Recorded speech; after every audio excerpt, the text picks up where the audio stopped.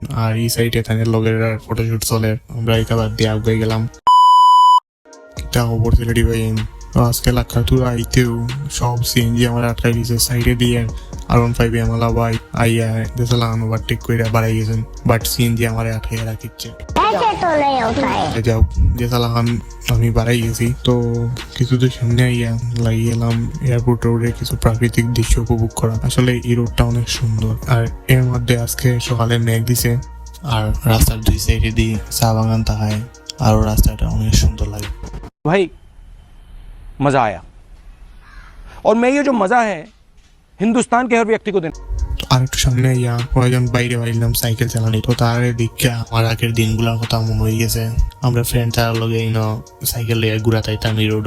তো তারারে ফালাইয়া আমরা রবির পোস্টারটা দেখা দেখা আফগানিত লাগি গেলাম।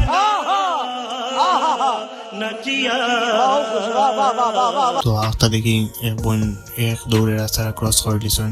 আর এই সাইডে এখানে লগের ফটোশুট চলে। আমরা এটা বাদ দিয়ে আগে গেলাম। वाह क्या सीन है, वाह क्या सीन है।